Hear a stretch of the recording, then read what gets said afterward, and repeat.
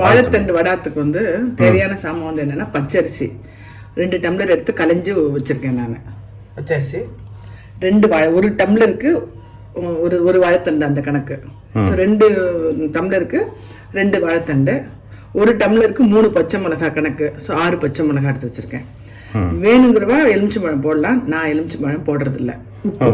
மோர் கூட சேர்த்துக்கலாம். வேணா எலுமிச்சம்பழம் மோர் தான் விட்டுக்கலாம். நான் கொஞ்சம் வேணா கொஞ்சோண்டு மோர் விடலான்னு நினச்சேன் பண்ணும்போது.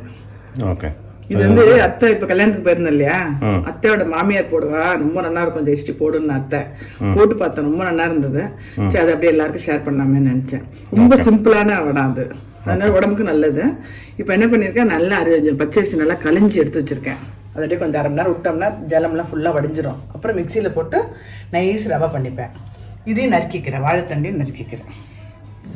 இந்த வாழைத்தண்டை பொடி பொடியாக நறுக்கிக்கணும், நல்லா பொடிசாக நறுக்கிக்கணும். நான் கொஞ்சம் சுமாராக தான் நறுக்கியிருக்கேன் ஆக்சுவலாக.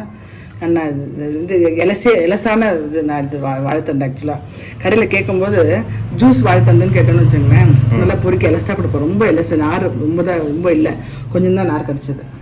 இந்த நார் ஆக்சுவலாக எடுத்து வச்சுப்பேன் நான். பெருமாளுக்கு விளக்கேற்றும் போது இந்த நார் போட்டுட்டோம்னா கடனே அவர் ஆகாது ஆத்துக்குன்னு சொல்லுவாள். தெரியல அம்மா, கடையில் கிடைக்கிறது வாழைத்தண்டு தெரியும். இப்போ நான் சம்டைம்ஸ் நார் நிறைய கிடைக்கும் போது எடுத்து வச்சுக்கலாம்.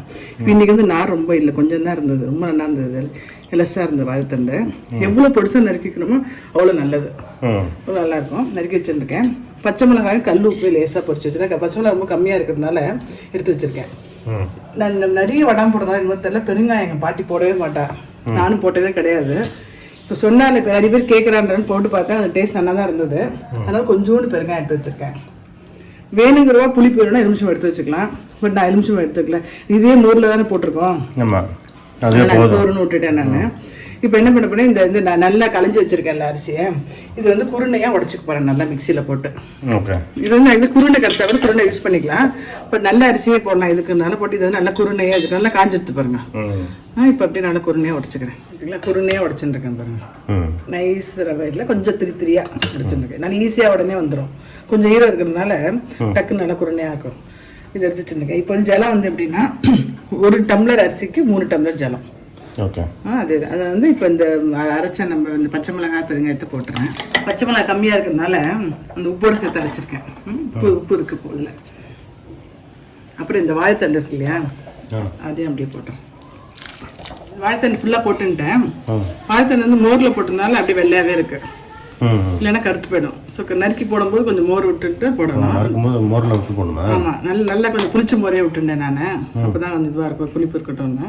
இது நல்லா லேசாக கொதி வரும்போது இந்த அரிசியும் போட்டுட்டு அடுப்பு சிம்மில் வச்சுட்டோம்னா நல்லா வெந்துடும். அப்புறம் எடுத்து உருட்டி வச்சுட்டு 2 நாள் காய வச்சுட்டு பொரிக்க வேண்டியதுதான்.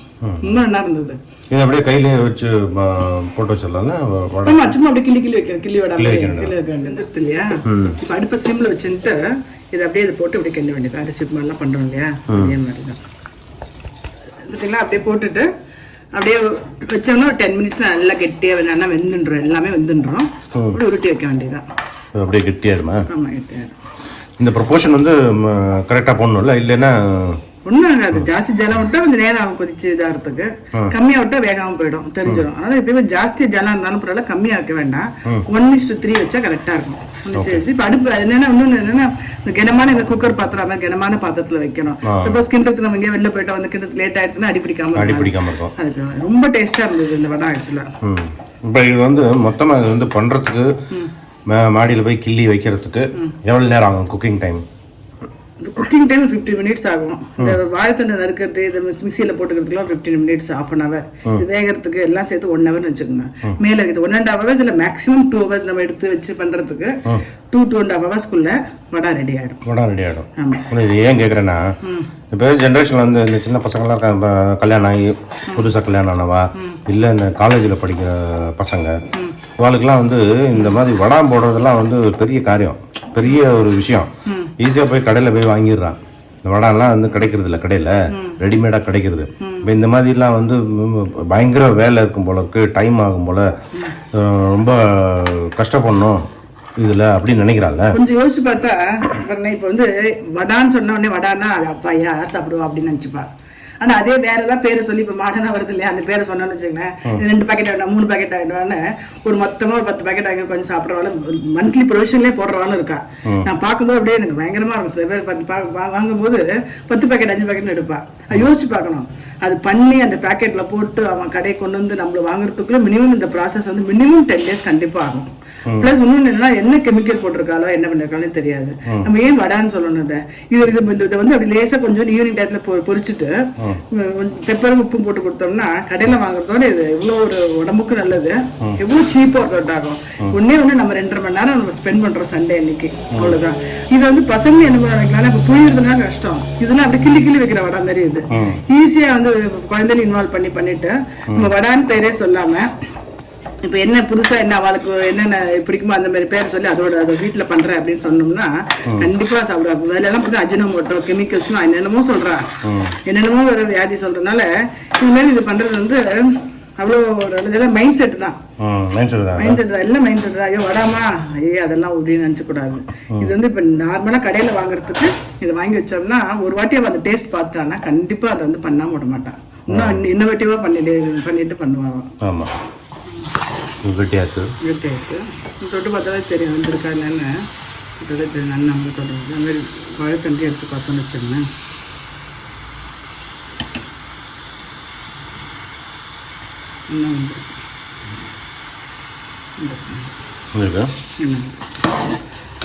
இன்னும் கொஞ்சம் கெட்டியாக இருக்கணும்.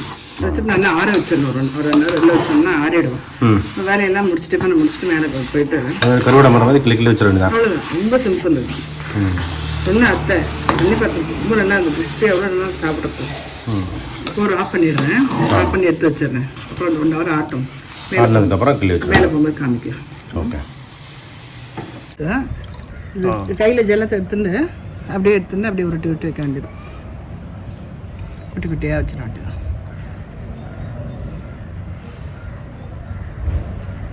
இதுவும் 3 நாள் காய்ச்சலா? எல்லாமே 3 நாள் காய்ச்சல் ஆகணும். வெயில் ஆகலைன்னா இன்னும் கூட வைக்கணும். அதை மினிமம் 3 days.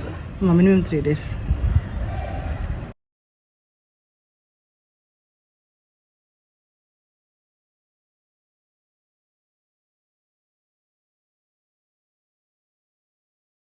மூணு நாள் வச்சு இப்படி காஞ்சிருக்கு.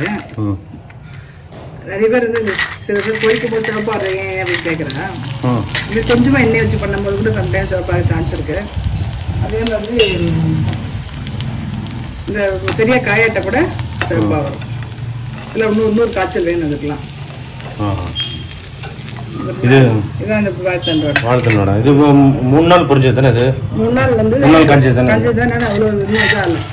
இன்னும் கொஞ்சம் நாள் வைக்கலாம். 2 நாள் வைக்கணும். அது நல்ல வெயில் இருந்தால் வெயில் அவ்வளோ இல்லை, நீங்கள் எடுத்துக்கலாம்.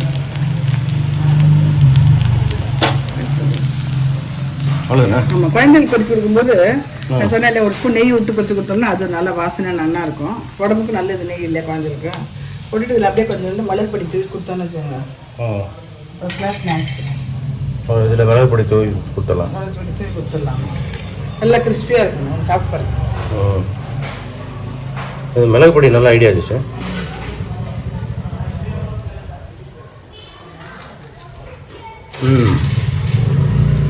பிரமாதம். நல்லா கிறிஸ்பியாக இருக்குல்ல? குழச்சி பார்த்து நல்லா இதுவாக இருக்கும். நல்லா இருக்கு. சாப்பிட்டு பாருங்க. நல்லா இருக்கு.